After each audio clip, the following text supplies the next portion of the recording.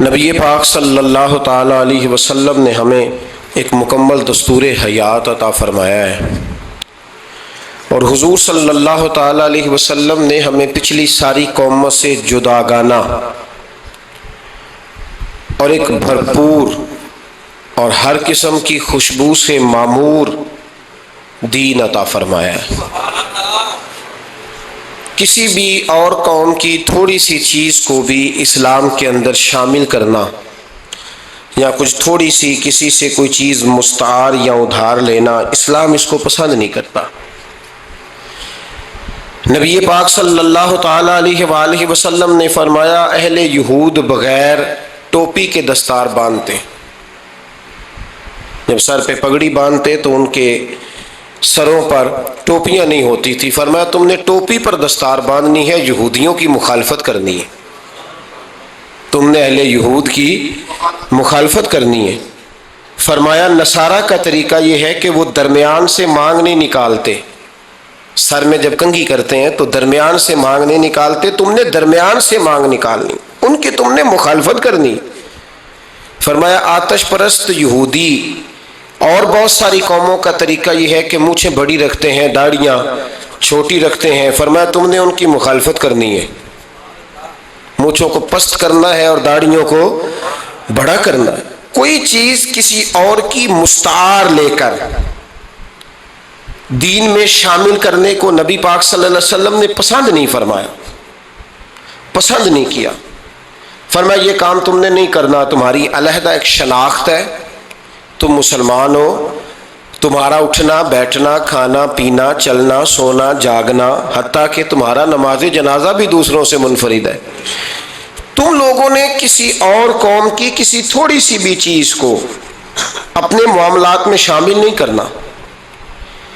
اس کو کہتے ہیں دو قومی نظریہ،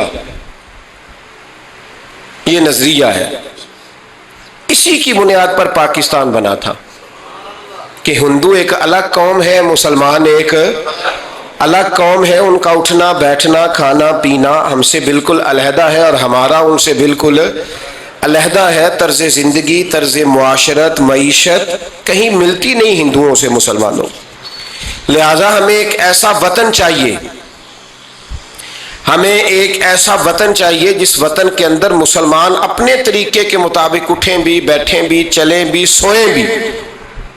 نماز پڑھنے کے لیے وطن نہیں بنایا گیا کہ ہم نے اذانیں دینی ہیں، نمازیں پڑھنی ہیں، جماعتیں کرانی ہیں۔ یہ کام ہندوستان میں آج بھی ہوتا ہے، وہاں مسجدوں میں اذان بھی ہوتی ہے، جماعت بھی ہوتی ہے، تلاوت بھی ہوتی ہے، مدارس بھی ہیں، مساجد بھی ہیں، عربی ادب بھی ہے، سارا کچھ ہے۔ وہ پریشان کرتے ہیں، اس سے قطع نظر کرتے ہیں، وہ تکلیف دیتے ہیں، لیکن پابندی نہیں ہے۔ یہ سارے کام وہاں بھی۔ پاکستان نماز کے لیے نہیں بنا،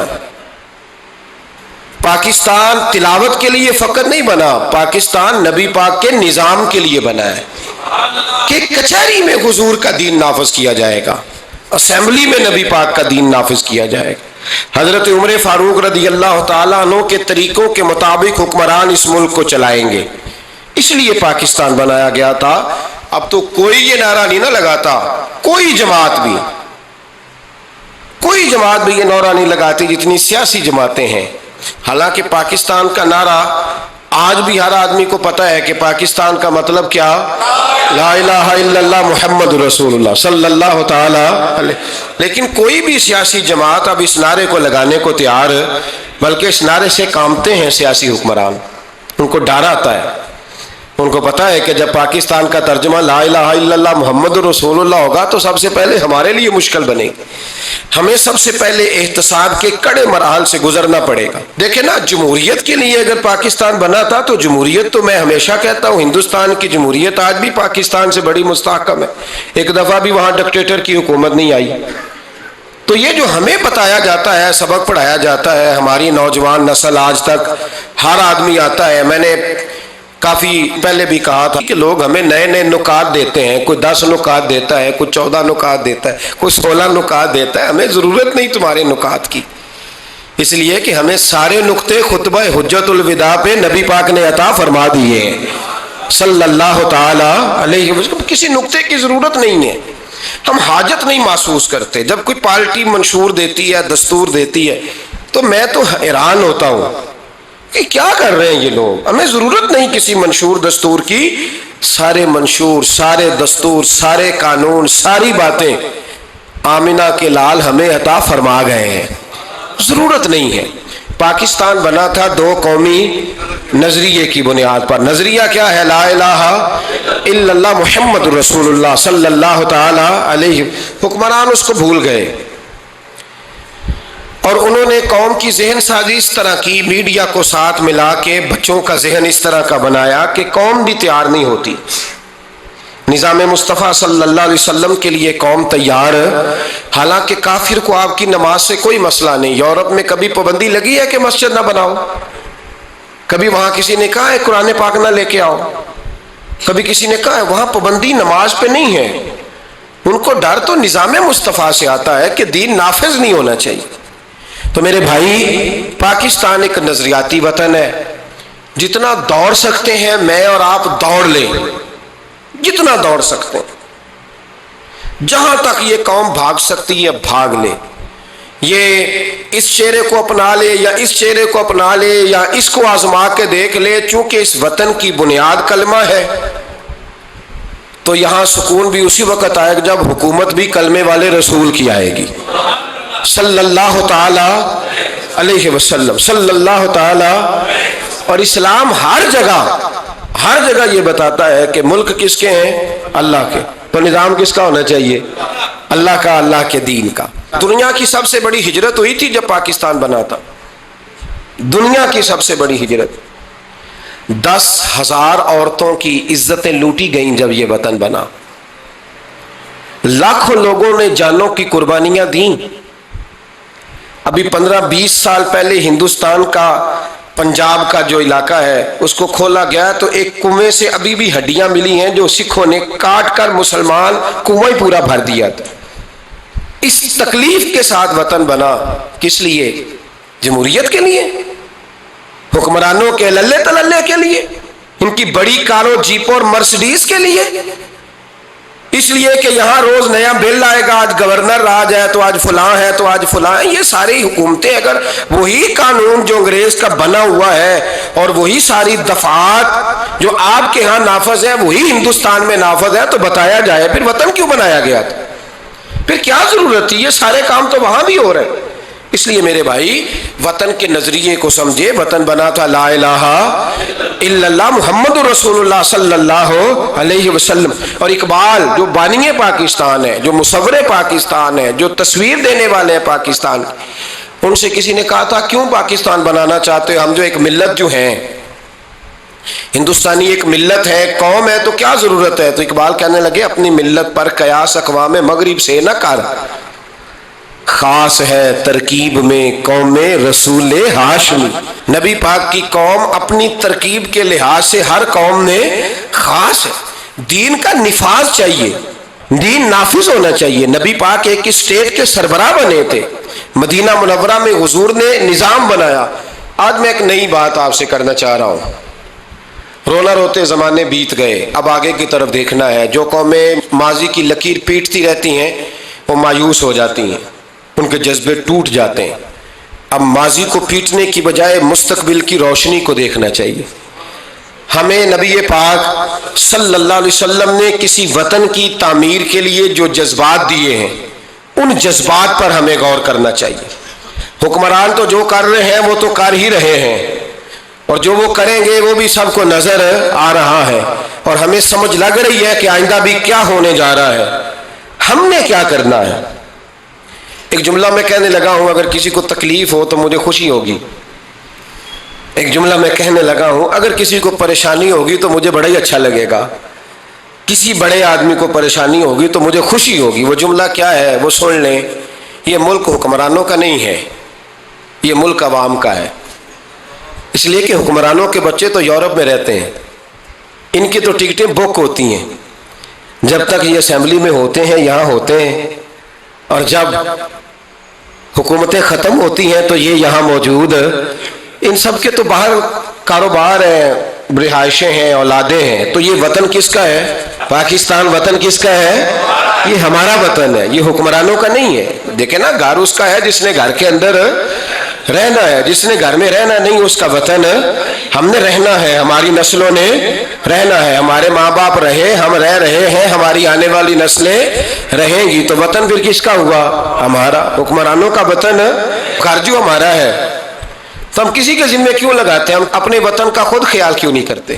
ہم کیوں نہیں یہ محسوس کرتے کہ وطن سب سے پہلا کام 14 اگست ہے پاکستان کے عزم نو کے لیے، ایک روشنی کے لیے، نوجوانوں کے لیے چند باتیں کرنا چاہتا ہوں۔ پہلی بات اپنے ذہن میں بنائیں کہ وطن کی جو محبت ہوتی ہے نا، حب الوطن من الایمان، وطن کی محبت ایمان کا حصہ ہوتی ہے۔ اس بات کو یاد کر لے۔ میرے نبی پاک علیہ السلام مکہ مکرمہ سے تشریف لائے تھے، حضور مہاجر بن کے مدینے آئے تھے، لیکن بخاری مسلم کی ایک ایسی حدیث ہے جس کی میں نے کبھی شرح نہیں پڑھی، اور میں اس حدیث کی شرح میں کبھی نہیں گیا اور جانا چاہتا بھی نہیں۔ نرالا رنگ ہے اس حدیث پاک کا۔ میرے محبوب پاک علیہ السلام مہاجر بن کے مدینے آئے، لیکن حضور نے ایک موقع پہ فرمایا، سنو بھائی مہاجرین اور انصار، کان کھول کے سنو۔ اب مہاجرین میں شامل کون کون تھے؟ حضرت ابوبکر صدیق، حضرت عمر فاروق، حضرت عثمان غنی، حضرت مولا علی، حضرت مصعب ابن عمیر، حضرت بلال حبشی، یہ سب لوگ مہاجر تھے، لیکن حضور نے وطن کی محبت بیان فرمائی۔ میرے محبوب نے فرمایا، یاد رکھنا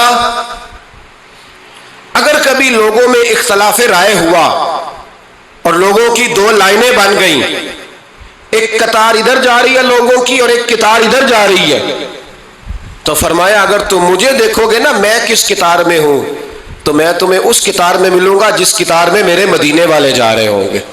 میں کہہ رہا ہوں بلا تبصرہ، بغیر تشریح کے اس روایت کو دیکھیے گا، حضور نے اپنے وطن سے پیار کیا اور اپنے وطن کے لوگوں سے محبت فرمائی۔ حضرت ابو ہریرہ فرماتے ہیں جب ہم سفر سے واپس آتے تھے نا، سفر سے واپس لوٹتے تھے اور مدینہ منورہ کی عمارتیں نظر آتی تھی، مکانات نظر آتے تھے، تو ہم حضور کا جذبہ دیکھتے، میرے محبوب پاک گھوڑے کو تیز کر دیتے، سواری کو دوڑاتے، یا رسول اللہ کیا ہوا؟ فرمایا جلدی کرو میرا شہر آ گیا ہے، میرا علاقہ آ گیا ہے۔ حضور نے اپنے وطن سے پیار کیا، اگرچہ اس وطن کی انفرادیت اپنی جگہ پہ ہے، اس کی عظمت اپنی جگہ۔ ایک پہلو ان حدیثوں سے یہ بھی ملتا ہے کہ جس جگہ ہم رہتے ہیں ہمیں اس وطن سے پیار ہونا چاہیے، ہمیں پاکستانی ہونے پر فخر ہونا چاہیے۔ مدینے کے بعد، مکے کے بعد اگر ہمیں کسی وطن سے پیار کرنا چاہیے تو پاکستان سے کرنا چاہیے، اس کی گلیوں سے، اس کے کھیتوں سے، اس کے کھلیانوں سے، اس کے گاؤں سے، اس کے شہروں سے ہمیں پیار کرنا چاہیے، ہمیں محبت کرنی چاہیے۔ ہمارا معاملہ کیا ہے؟ ہم صرف اپنے گھر سے پیار کرتے ہیں، اس لیے 1.25 کروڑ روپیہ بنگلے پہ لگ جاتا ہے، 10,000 روپیہ لوگ اپنی گلی پہ نہیں لگاتے۔ وہ گلی کس کی ہے؟ اس پہ کیوں نہیں پیسے خرچ ہوئے؟ کہتا ہے وہ ٹیکس دیتا ہوں تو ٹیکس والے خرچ کریں گے۔ او خدا کے بندے، وطن تیرا ہے تو گلی بھی تیری ہے، اس کی تعمیر کی ذمہ داری بھی تیری ہے، تو چھوڑ۔ اگر وہ اتنے ہی اچھے ہوتے تو اب تک سنور نہ گیا ہوتا۔ تو اپنی گلی کا خیال کر، تو اپنے علاقے کا خیال کر، تو اپنی بستی کا خیال کر، تو توجہ دے، تو اس کی تعمیر میں کردار ادا کر۔ الیکشن آیا تو لوگوں نے کوڑے کی تصویریں کھینچ کھانچ کے سوشل میڈیا پہ ڈالی، فلاں ایم صاحب نے بھی اپنے علاقے سے کوڑا نہیں اٹھوایا، فلاں نے بھی کوڑا نہیں اٹھوایا، فلاں نے بھی کوڑا نہیں اٹھوایا۔ کوڑا جب بارش ہوتی ہے تو تعفن پھیلتا ہے۔ مجھے کچھ سانس میں تکلیف ہوئی تو ڈاکٹر صاحب سے جب میں نے مشورہ کیا تو وہ مجھے کہنے لگے کوئی تعفن والی جگہ نہیں ہونی چاہیے، اس سے آپ بچیں، درختوں کے پاس رہیں، پتوں کے پاس رہیں جہاں سے آکسیجن تازگی ملے۔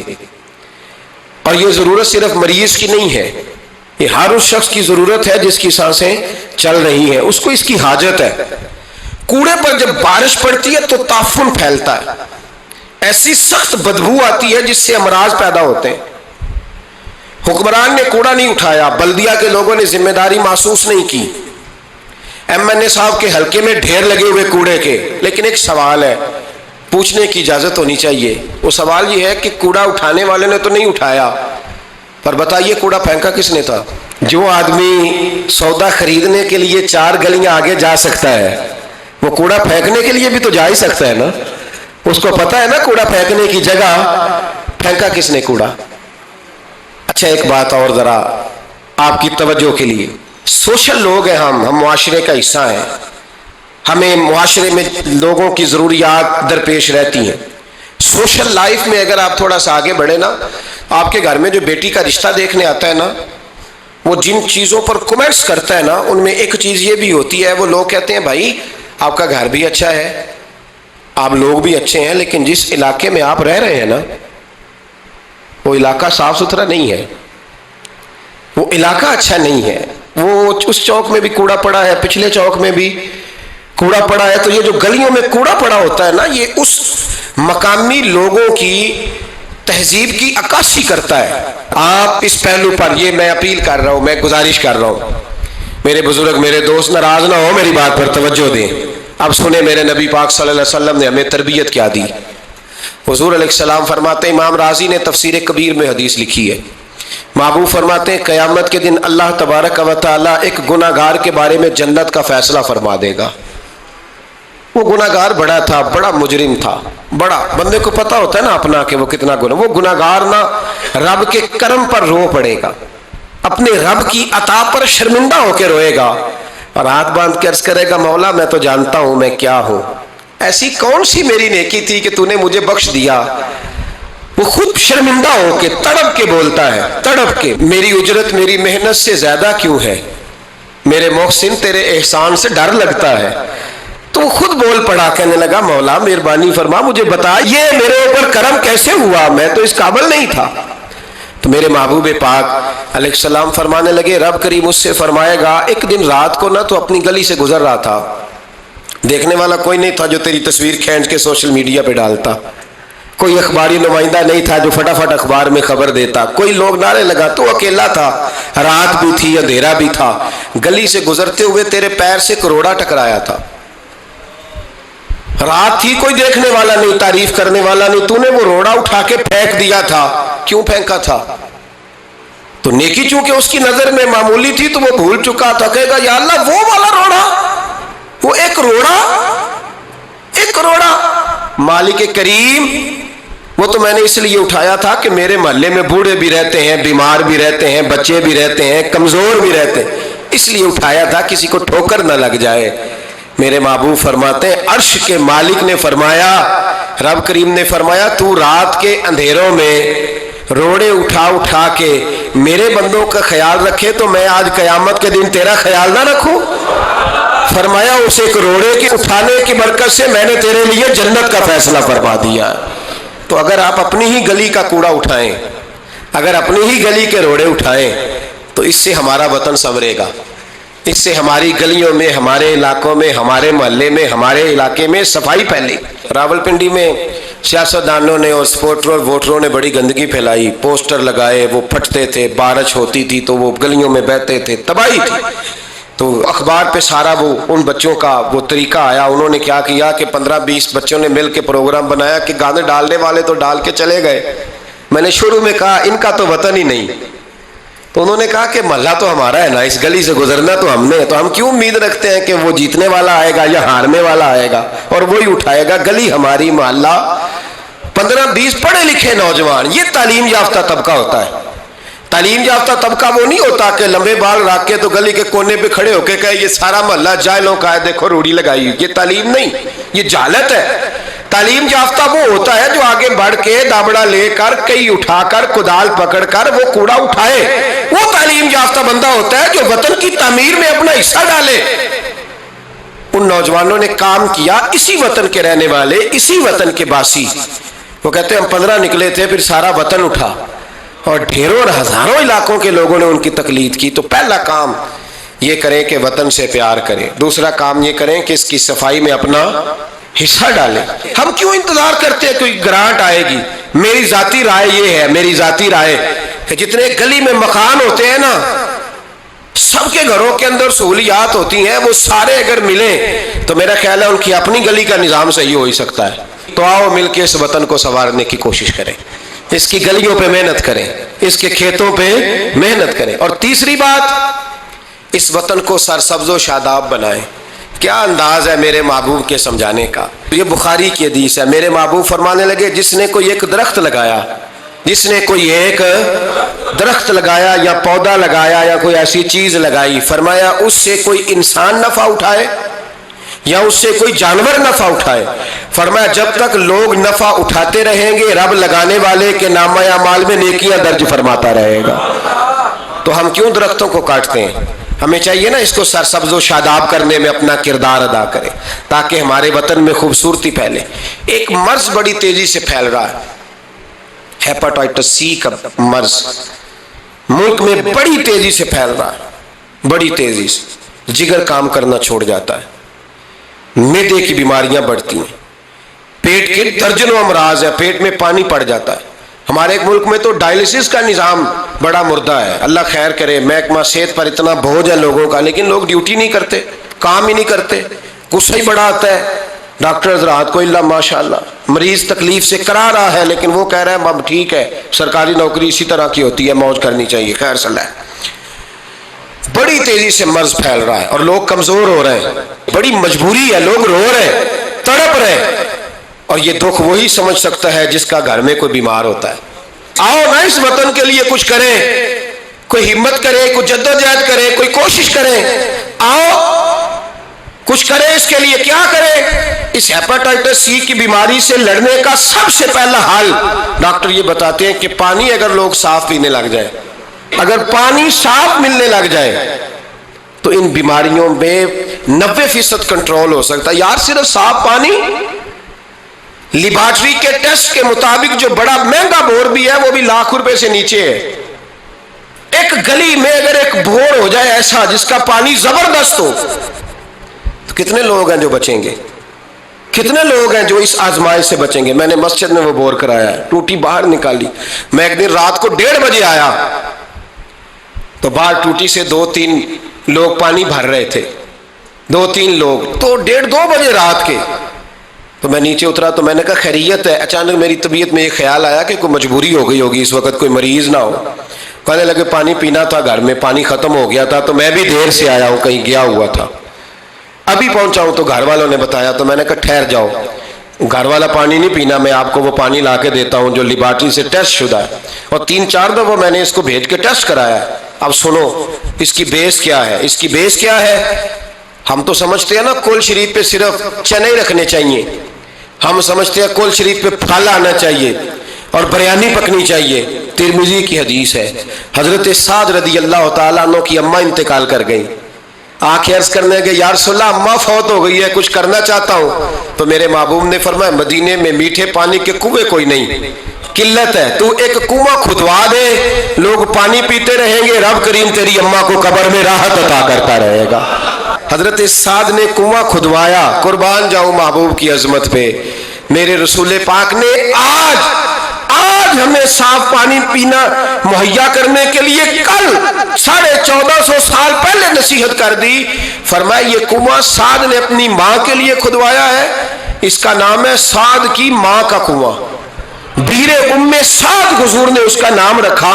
کتنا کو خرچ آئے گا اگر گلی والے سارے مل کے ایک صاف پانی کا بندوبست کریں، اپنے دوستوں کو، گلی والوں کو، محلے والوں کو اس وطن کی تعمیر میں اپنا کردار ادا کریں۔ اب کیوں توقع رکھتے ہیں صاحب کے چیئرمین صاحب ہی آگے کریں گے؟ وہ تو ملے نہیں کبھی، جن کی ڈیوٹی تھی گلی گلی گھومنے کی وہ تو کبھی آئے نہیں۔ یہ آپ کے چیئرمین، آپ کے ایم این اے، آپ کے ایم پی اے، یہ اتنی بلندی عظمت کردار نہیں رکھتے کہ یہ آئیں گے، ان کے پاس کہاں وقت ہے گلیوں میں گھومنے کا۔ اصل لوگ تو وہ تھے کہ 24 لاکھ مربع میل کے حکمران جناب عمر فاروق، لیکن چہرے پہ کپڑا ڈال کے ساری رات مدینے کی گلیوں میں گھومتے تھے، ہر دروازے کا خیال رکھتے تھے، پر کیا کریں، کس کو سمجھائیں، لوگ اپنی مرضی کرتے ہیں۔ آج میں عزم نو کی بات کر رہا ہوں، میں پاکستان کی تعمیر کی بات کر رہا ہوں۔ پہلی بات یہ کہ اس سے پیار کریں، دوسری بات یہ اس کی صفائی کریں، تیسری بات یہ یہاں درخت لگائیں، شجرکاری کریں، اس کو سرسبز کریں، چوتھی بات یہ کہ دیکھیں ہم کتنا کردار ادا کر سکتے ہیں، کسی کو کم از کم صاف پانی مہیا کر دیں۔ دیکھیں نا میرے نبی پاک علیہ الصلوۃ والسلام نے اعلان فرمایا، ایک یہودی کا قبضہ تھا میٹھے پانی کے کنویں پر، تو رسول پاک अलैहिस्सलाम ने फरमाया यहूदी का कब्जा है, मुसलमानों को पीने के लिए पानी नहीं देता। क्या खूबसूरत ऐलान है। पानी, नमाज की बात नहीं हो रही, रोजे की बात नहीं हो रही, हज की बात नहीं हो रही, पानी की बात हो रही, पीने के पानी की। कितना बड़ा ऐलान है। लोगों ने दीन को महदूद कर दिया है कि बा मस्जिद के अंदर आके नमाज पढ़ना ही खाली मजहब है, रोजा रखने खाली मजहब है। मेरे महबूब पाक अलैहिस्सलाम ने क्या इरशाद फरमाया। हुजूर ने फरमाया यहूदी का कब्जा है, लोगों को पीने के लिए साफ पानी नहीं देता, मीठा पानी नहीं देता। मिंबर पर मस्जिद नबी पर ऐलान कर रहा हूं। हुजूर फरमाने लगे जो उससे कुआं खरीद कर वक्फ करेगा ये मेरे हाथ में जन्नत की टिकट है।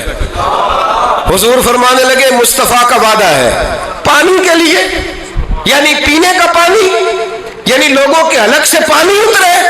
जागो जागो, वतन के लिए करो, मेहनत करो, आगे बढ़ो। मेरे रसूल पाक अलैहिस्सलाम ने फरमाया जो मेरे मदीने वालों के लिए पानी का कुआं वक्फ करेगा मैं जन्नत देता हूं। हजरत सैयदना उस्मान गनी पहुंच गए, उसके पास पहुंचे। 6000 या 7000 दिनार का कुआं था। उसने कहा मैं एक दिन के लिए दूंगा, सिर्फ एक दिन मेरी बारी, एक दिन 6-7 हजार दिनार मांगे। हालांकि कुआं 6-7 हजार दिनार का कुल था। मस्जिद के लिए जमीन की बात नहीं हो रही, मदरसे के लिए जमीन की बात नहीं हो रही, कुएं के लिए पीने का पानी लोगों को मुहैया करना है, आम आवाम को। और उस वक्त सिर्फ बात भी मुसलमानों की नहीं, यहूदी भी पिएंगे, दीगर लोग भी पानी पिएंगे। मेरे नबी पाक अलैहिस्सलाम के गुलाम ने कहा कुआं दे दे। कुल कुआं सारा 6-7 हजार दिनार का था। कहने लगा मैंने नहीं देना। जनाब उस्मान बैठ गए, फरमाया तू बात कर कितने का देगा। उसके मुंह से निकल गया 40,000 दिनार। 40,000 दिनार। मस्जिद की जमीन नहीं खरीदी जा रही, इदारे नहीं बन रहे, अगरचे ये असल है दीन की, खरीदनी चाहिए। पानी का कुआं, वतन की तामीर। जनाब उस्मान गनी रदी अल्लाह ताला ने फरमाने लगे तूने अपनी औकात के मुताबिक पैसे मांगे, वरना मैं तो 60,000 दिनार लेके आया था। तेरी औकात इतनी थी, तो यहूदी है ना, तुम्हारी औकात इतनी है, ने औकात के मुताबिक मांगे, मैं 60,000। उसने कहा उस्मान समझ नहीं आई, सारी जिंदगी तजारत करते रहे हो, 40,000 दिनार कुएं के लिए। आप फरमाने लगे तू बेईमान है, तुझे क्या समझ आएगी। अगर किसी को 40,000 की जन्नत की टिकट मिले और मिले भी नबी पाक के दस्ते मुबारक से, फरमाया ये है अर्ज़े जन्नत, ये तैबा की ज़मीं है, जन्नत भी यही, माल के जन्नत भी यही है। आओ पाकिस्तान की तामीर करें, आओ इसकी गलियों से कूड़ा उठाएं, इससे प्यार करें, इससे मोहब्बत करें, यहाँ दरख्त लगाएं, यहाँ साफ पानी पीने के लिए बंदोबस्त करें। और मेरे भाई, मेरा बच्चा अगर तालीम नहीं हासिल करता तो सारी इन्वेस्टमेंट अपने बच्चे पर करने की क्या जरूरत है। आगे बढ़ो ना। वो जो चाय वाले खोखे पे चाय तकसीम कर रहा है वो भी बड़ा लायक है, उसके अब्बे से मुलाकात करो, उसको कहो ला यार मैं तेरे बच्चे का खर्च उठाता हूँ, इसको स्कूल में दाखिल करा। एक इंजीनियर मिलेगा मुल्क को, वो जो गर्मियों के मौसम में ना ठंडे पानी का कूलर लेके बस के पीछे भागता है ना और आवाज देता है एक गिलास पानी का ले लो, एक गिलास। वो बड़ा ज़हीन बच्चा होता है, बड़ा ज़हीन होता है। उसकी माँ को भी बड़ा चाव होता है ये अफसर बन जाए, उसके पास पैसे नहीं होते, वो गरीब का बच्चा है। उसको बुलाओ ना, उसको कहो बेटे आ।